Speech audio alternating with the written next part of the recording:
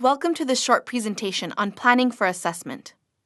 Ongoing child assessment is a critical component of quality teaching and learning. It takes planning and preparation to make sure that assessment is done accurately and consistently. Teachers are continuously observing their children and using their observations to guide their teaching. It's important to observe and to document so that teachers can gauge children's learning over time and use the assessment information to make good decisions to improve their teaching and children's learning. There are at least 2 levels of planning. At the school or program level, there is a plan to assess all the children 2 to 3 times per year, depending on the length of the program, so that you know how the group of children is doing and whether changes need to be made. It's also important to have a plan for more frequent assessment at the classroom level. The plan includes what to assess. The curriculum goals for the children, along with the domains of the Head Start Child Development and Early Learning Framework, guide our thinking about what to assess.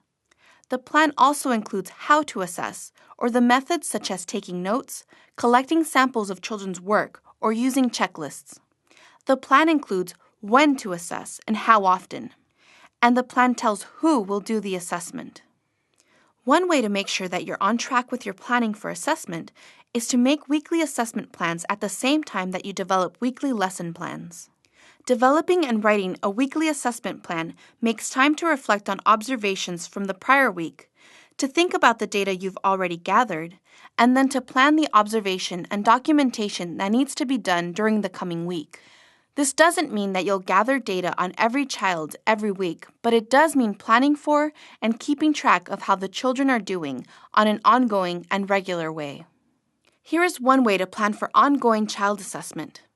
Some teachers use some kind of chart to keep track of their assessment plans.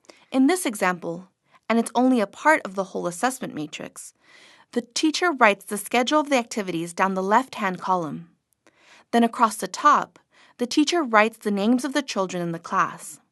In the cells, the teacher writes the plan, the what, how, when, and who. Ongoing child assessment is key to improving teaching and improving child outcomes. It helps us know that children are making good progress and learning all the important things they need to learn.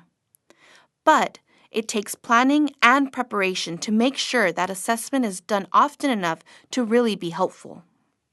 To learn more about assessment, check out our other modules on ongoing child assessment. Also, see our tips for teachers. Thank you for listening.